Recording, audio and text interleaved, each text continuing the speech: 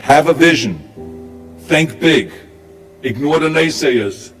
Work your ass off and give back and change the world.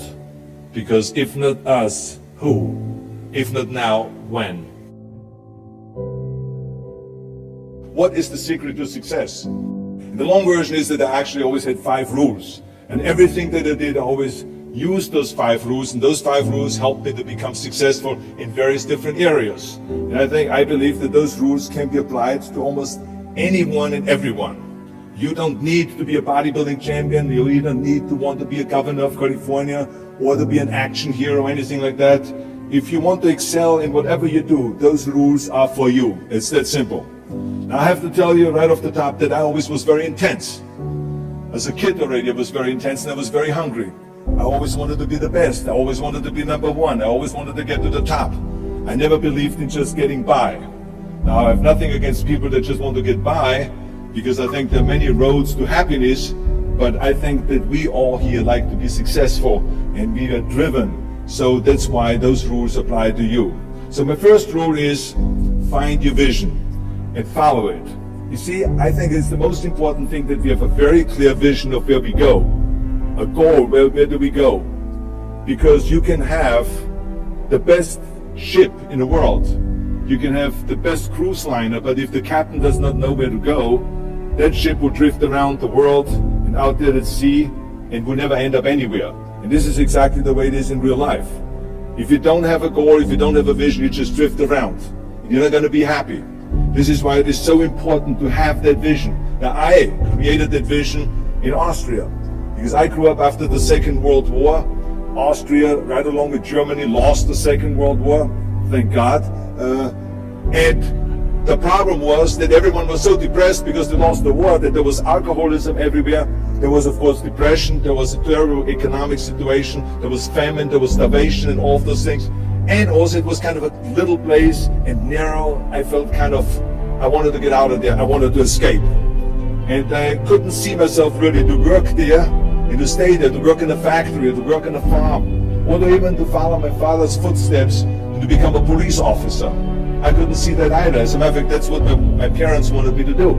They wanted me to become a police officer and to marry a girl by the name of Heidi and to have a bunch of children and to run around like the Von Trapp family in The Sound of Music.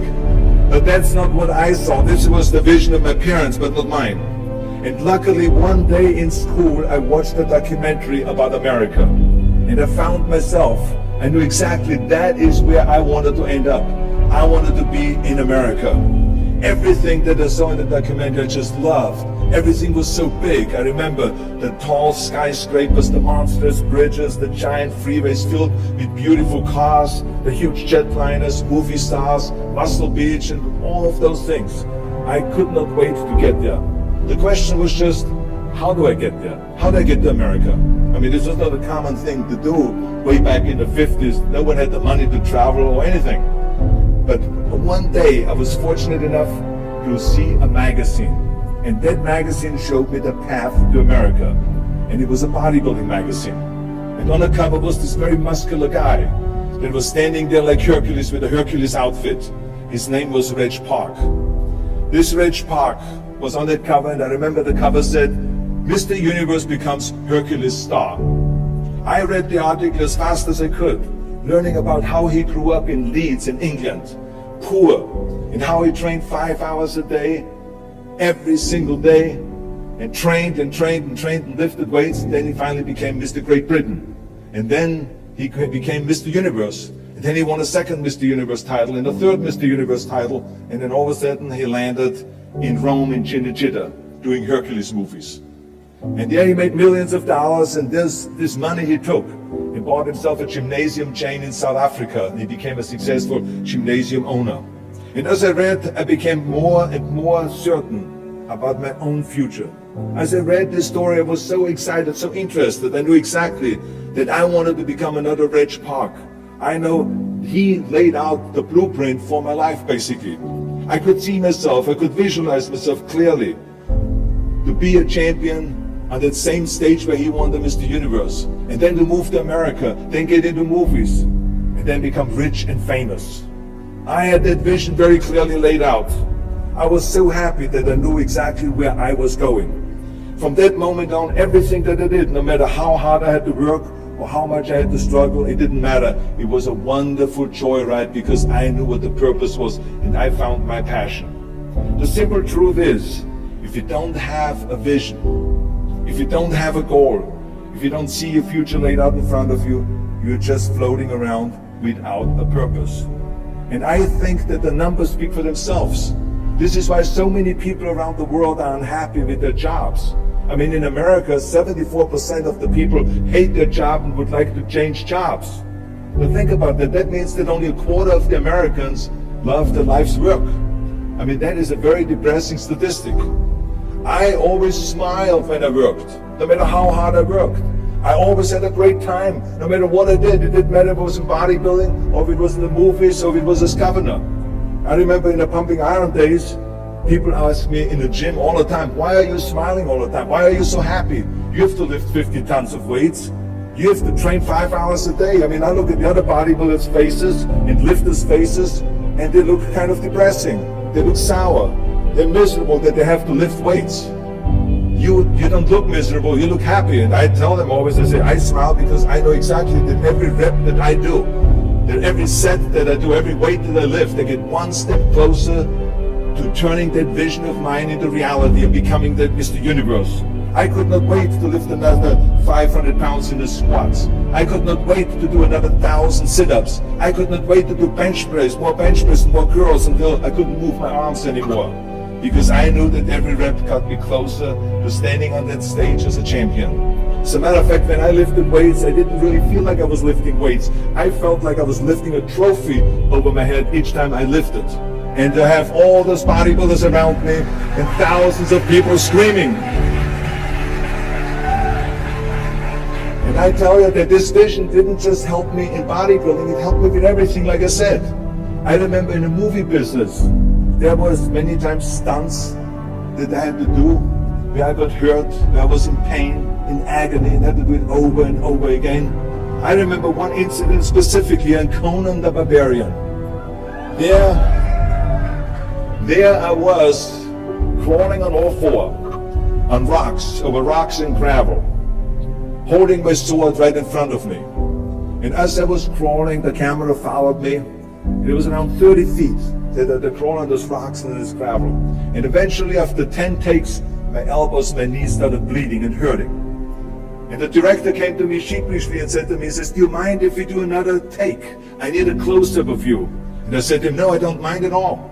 I said, go and do as many takes as you want. He says, no, I don't want to do that because I know you're in pain, you're bleeding. I said, no, I don't feel any pain. I said, the only thing I see is the finished scene.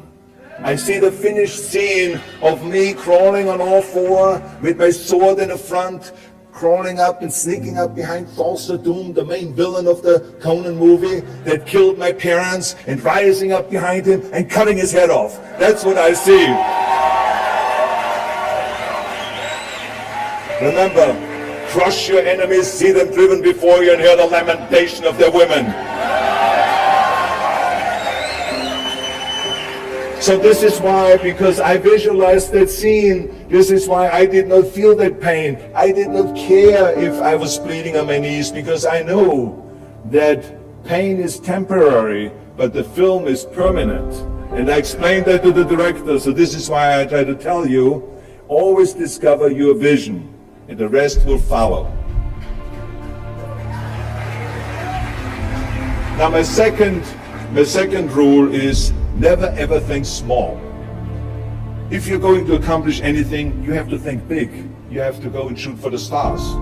The biggest challenge most people have is because they think small. And the reason why people think small and why they choose small little goals is because they're afraid to fail. They know that if you shoot for a big goal, then the chances of failing are very high. And they're afraid of failing. It's one of the most common things why people are frozen and why they cannot make a move in life, because they're scared of failing.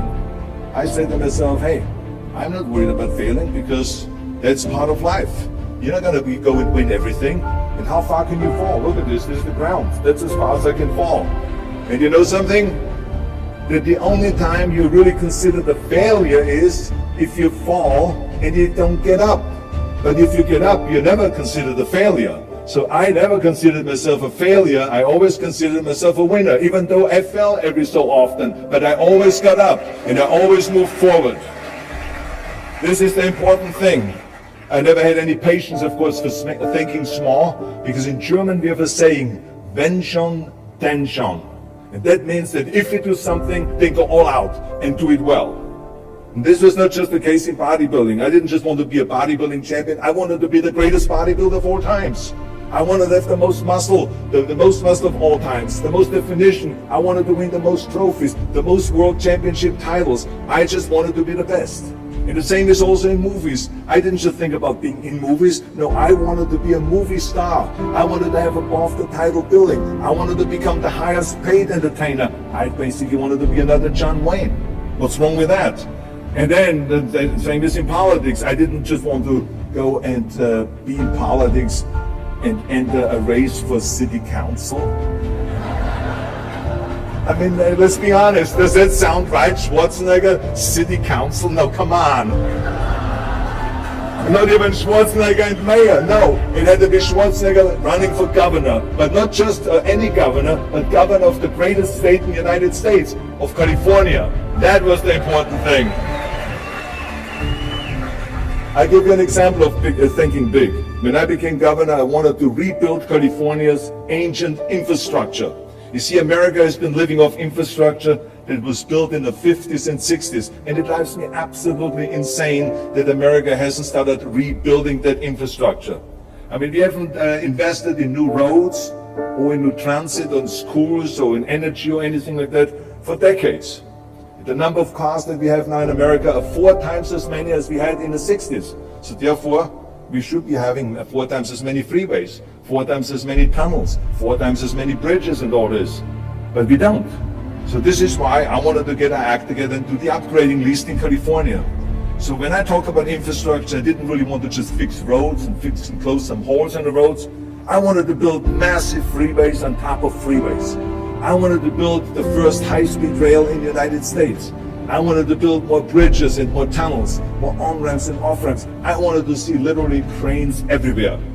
Well, there was no excuse for Californians to get stuck in traffic, and there was no excuse really to send your kids in overcrowded classrooms and schools, and there was also no excuse that Los Angeles has a 100-year-old sewage system. That's shitty, I think. At first, of course, some of the legislators looked at me like I was absolutely insane when I told them this vision. They were willing to spend maybe $5 billion, which of course is petty cash in compared to what my vision was. But so some politicians, of course, had a hard time to see the big picture because they didn't really ever travel outside California. So they haven't really seen big infrastructure. They haven't really seen big infrastructure all over the United States, or maybe in Asia, in China, or in Korea, or in Brazil, or in European countries, or here in Australia maybe. So they haven't seen that. And then of course there are other politicians that simply don't have a vision of the future past the next election, which is a common problem politicians have all over the world. So it was my job as governor to motivate them and to take them and to see the traffic jams in Los Angeles and to see the overcrowded classrooms and to see all the problems that we have. They kept pushing and pushing, and I pumped them up enough that eventually they saw the big picture. And eventually Democrats and Republicans came together and we invested $60 billion to rebuild California's infrastructure, the biggest investment of our state in 15 years. So that's what we did because we had a big vision and everyone bought in on this big vision. So remember, never think small, think big. My third rule is ignore the naysayers. I think it is natural that when you have a big vision and big dreams and you have big goals, that people are going to say around you, I don't think it can be done. I think it's impossible. Or no. I tell you, I heard this all the time, but I want to tell you, don't ever let them stop you from dreaming and from shooting for the big goal. Because eliminate just simply those words, no, impossible, and it can't be done. I mean, in each one of my careers, when someone said it's impossible, I heard it's possible. When someone said it can't be done, I heard it can be done. And when someone said no, then I heard loud and clear, yes. So this is what I believe in. I am a big believer of what Nelson Mandela said. He said it always seems to be impossible and still someone does it. And that's exactly what it is. And I wanted to be that one that does it. I wanted to break the new records. I wanted to do something that no one else has ever done. So I think that's what you need to do. Don't ever be worried about that someone hasn't done it. Just think about how many times my career would have stopped. My career would have ended if I would have listened to the naysayers. I mean, it started right away when I was 15 years old and I became a bodybuilder. Right after that, when I said, I want to be a world champion in bodybuilding, I want to be Mr. Universe. They immediately said, are you crazy? You're in Austria. In Austria, you can become a ski champion or a bicycle champion or something like that, but bodybuilding is an American sport. Forget about it. It's nuts. Then when I wanted to move to America, they said again, it's impossible. You will never be able to do that. You have no money. You're all by yourself. And then when I wanted to go into show business, after I won 13 world championship titles in bodybuilding, I said, I want to be like Reg Park. I want to be a Hercules. I want to get into movies. Well, I tell you, when I met those agents and managers and studio executives, their reaction was, oh, Arnold, that is so funny. You want to be what, a leading man? Oh, come on. I mean, look, first of all, let's start with your body. Look at your body. I mean, you're overdeveloped. You're gigantic. You're like a monster. Are you kidding me? Do you know what the new thing, the new trend is? It's little guys like Dustin Hoffman, Al Pacino, Woody Allen. Those are the new sex symbols. Don't you get it? And then your accent, oh, it gives me the chills just listening to your German bullshit. Come on now. I mean, oh God, I mean, it's like, it's scary when you talk. It's unbelievable. I mean, have you ever, Arnold, I mean, this year, have you ever seen an international movie star with a German accent? It doesn't happen. Forget about that. And then you name, what is it, Schnitzel or something like that? Yeah, I can see that name already up there on the billboard. Yes, and people are going to storm the theater and the movie houses because Schnitzel is starring in the movie. Oh yeah, I can see that already. So that's what they said. They said to me, look, forget about it, you're a nice guy. I mean, you're bodybuilding champion, why don't you go to a gymnasium or a health food store or something like that? We can help you with that, and then we get you on the side some little parts, like maybe playing a bouncer. I mean, with your body, perfect, or maybe a wrestler. I have a good idea with your accent, a Nazi officer. Now that's really great for you. I call my buddies over at Hogan's Heroes. I mean, they would probably use someone like you. So that's what they said. Imagine that. Everywhere I turned, they said, no, it won't happen, it's not going to happen, and forget about it. Luckily, I did not listen. I did not listen because I knew if I worked hard enough, and if I worked as hard as I did in bodybuilding, 5-6 hours a day, that I will make it, that I could prove them wrong. And I started working very hard. I started taking acting classes, English classes, speech classes, dialogue classes, even accent removal classes. I ran around all day saying lines like, a fine wine grows on a vine. Because you see, we Austrians and Germans have a difficult time with the V and with the W and with the F, we get it all mixed up. So it was a fine wine grows on a vine, or the sink is made out of zinc. And all those kind of lines. I said, oh, and you know something? All of a sudden, I got a little break. In the early 70s, I remember, all of a sudden, I got a TV show. A little part, then another little part. And then all of a sudden, I got a phone call from Lucille Ball to be in her special Happy Anniversary and Goodbye, which was with Art Carney. I had this 6-minute scene as an Italian masseur. Now, most people don't know the difference between an Italian accent and a German accent, so I got away with my German accent. But I played this Italian masseur and I was so delighted. And then right after that, I got a guest starring role in Streets of San Francisco with Michael Douglas and Carl Malden. And then Pumping On and Stay Hungry. And then, of course, I landed the big role as Conan the Barbarian. So finally, I got the big break. And you know what was so interesting about it was that as soon as we were finished with the Conan movie, we were out there on a promotion tour.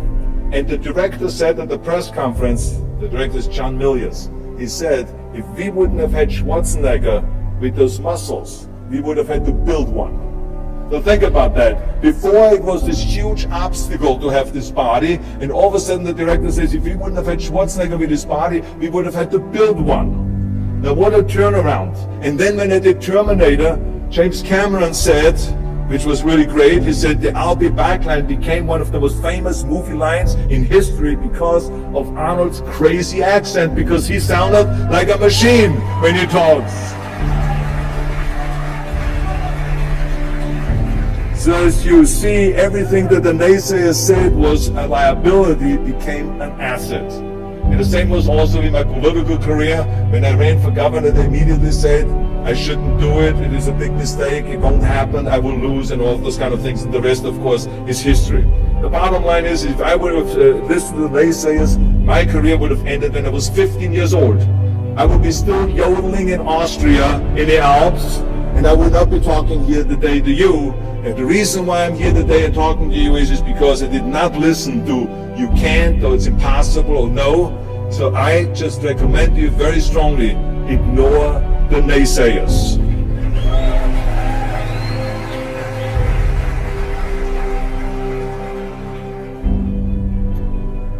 The fourth rule is work your ass off. Nobody ever stumbled upon success by accident, except maybe the guy who found gold in California. But don't ever think that you can be that guy. I mean, you never want to fail because you didn't work hard enough. I always believed no stone unturned. Work your butt off. That's what I always believed. No matter what you do, work, work, work. I remember Muhammad Ali, one of my great heroes, had a great line in the 70s when he was asked, how many sit-ups do you do? He said, I don't know, because I start counting only when it starts burning. When it starts burning, that's when it starts counting. You see, that's what makes you a champion. It doesn't matter in what area you're in. No pain, no gain. The bottom line is, one of my rules, which is work your butt off. If you don't apply that rule, all the other rules won't mean anything. I mean, it drives me absolutely nuts when people say, I don't have time to work out. Have you heard that many times? I don't have time to work out, or I have worked so hard all day, I'm tired, I cannot work out anymore, or I cannot read another book, or I cannot improve myself, or I don't have time, or I work so hard that I cannot really improve my business, or I cannot grow as a person, or any of those things. What the hell are we talking about here? I mean, the day is 24 hours, you sleep 6 hours, so you have 18 hours left. I mean, I know there's some of you out there that say, well, wait a minute, I sleep actually 8 hours, but let's just sleep faster, okay? You didn't, I mean, let's not get bogged down with this stuff here. Listen, when I came to the United States, I remember that I trained 5 hours a day, every day, and I was managing a construction business, and I was a bricklayer, and I went to college also, and I took acting classes from 8 o'clock at night to 12 o'clock midnight. All of that in one day. Every day I did that. I did not worry about it. I knew that I had 24 hours and I didn't want to waste one single hour. Because I believe what Ted Turner said, who is one of the great entrepreneurs who started CNN and so on. He said, early to bed, early to rise. Work like hell and advertise. So that's what I believe. Just remember, you can't climb that ladder of success with your hands in your pockets. You must work your ass off. It's that simple. And my fifth and last rule is, don't just take, give something back. Leave your mark on the world. I believe that we all have an obligation to do something for our community, something for our state, something for our country. We must serve a cause that is greater than ourselves. Because we all know that in the end we will be judged not by how much we made, but by how much we give. Ever since America greeted me with open arms, I've had this sense of responsibility, and I felt obligated to give something back to America. Because I know that everything that I have accomplished is because of America. If it's my bodybuilding career, if it is my show business career, my political career, the money that I've made, my great family that I have, all of this is because of America. But I have to recognize the fact that America did not become the land of opportunity in this great country by itself. No, in history, people worked tirelessly in America. People fought and people died to make it the land of freedom and opportunity and the land of liberty. So now it is our responsibility, if we want to keep it the #1 country in the world, to work for that and to give something back to that country. And it doesn't matter if you're in America, or if you're in Australia, or if you're in China, or if you're in Japan, or in Italy. It is the same thing. You all have to give something back to your country, no matter where you're from. Now, I love the words of my father-in-law, Sergeant Schreiber, who started the Peace Corps, the Job Corps, legal aid to the poor during the Kennedy and during the Johnson administration. He was the #1 public servant, and he always inspired me to become a public servant. He was one of my heroes. He said at Yale University at a commencement speech, he said to the students, tear down that mirror. Tear down that mirror that makes you always look at yourself. And you will be able to look beyond that mirror, and you will see the millions and millions of people that need your help. And I saw those millions and millions of people. And this is why I tried to take every opportunity that I could to give something back. I started training Special Olympians, people that were intellectually handicapped, to help them with weightlifting and powerlifting. I became the international powerlifting coach and the torchbearer for Special Olympics. Then later on, I joined the Simon Wiesenthal Center to fight prejudice, so we don't have the things happening again as we had during the Second World War, during the Nazi Reich. And I joined also the President's Council on Fitness. I became the chairman under President Bush from 1990 to 1993. To be the chairman and to promote health and fitness in all 50 states. I traveled all 50 states. I started after-school programs for the most vulnerable children, for inner city children, to make them be able to say no to drugs, no to gangs, and no to violence, and to say yes to education and yes to life. And every single time I reached out and I gave something back, I felt fantastic. Nothing made me happier. I would rather play chess with an 8-year-old kid in an after-school program, or play golf, a round of golf with a Special Olympian, than go down another red carpet of a movie premiere. And I have nothing against movies, but to give something back to me is more important than just to think about myself. Eventually, the joy of giving back was so great that I decided to become a public servant full-time and to turn my back, actually walk away from my career as an actor. After I finished promoting Terminator 3, I jumped into the race, into the governor's race in California, and I ran for governor. And even though my friends advised me not to do that, they said, are you crazy, Arnold? Don't you understand that you would lose now this $20-30 million a movie that you're getting paid? And they will only pay you $178,000 as governor a year? Well, I didn't care, because I knew that all the money that I've made and to be in that position in the first place to make this money is because of America. It was time to give something back. So I became governor, and I didn't even take the $178,000. I gave it back to the taxpayers, because it was petty cash. It's the last thing I needed. And I can tell you that those 7 years were the most exciting and the most rewarding and the most gratifying years of my life. To work all day long, to solve problems and to serve the people was absolutely heaven. It was the best job I've ever had. But I also knew that eventually it's going to come to an end. And after 2 terms, it did come to an end. But when it came to an end, the one thing that didn't come to an end and was not finished was my desire to be a public servant and to serve the people. And this is why I continued to work for Special Olympics. That's why I continued to work on fighting my fitness crusade and traveling around the world to promote health and fitness. And this is why I continue to support after-school programs, and we even started the Schwarzenegger Institute at the University of Southern California to continue to inspire students and leaders around the world to find solutions to complicated issues and to give back and to make the world a better place. So thank you. But I tell you that I was very fortunate that I had great heroes. I had great heroes that I could look up to, and I mentioned 2 of them, Muhammad Ali and Sergeant Schreiber, my father-in-law. But there's other great heroes like Gorbachev, Reagan, Mandela, great leaders like Mother Teresa, Chancellor Kohl, and Churchill, and the list goes on and on. I mean, those people had such an impact on the world. Single-handedly, they've changed the world. I mean, if you think about just Gorbachev, I mean, this man, every time I meet him, I'm in awe. I mean, he grew up under communism, and he rose from the bottom of the ranks straight up to the top. He became president of the Soviet Union. one of the most powerful people in the world. And he was the leader of the Communist Party. And when he was in the top position, he realized that the system was broken. Now what do you do when you're the top leader of the Communist Party and you realize that the system, that communism doesn't work? Well, you know what he did? He dismantled communism. Think about the courage that it takes. I mean, the guts that it takes to do that. Think about that Gorbachev completely transformed his country with glasnost to give his people for the first time freedom.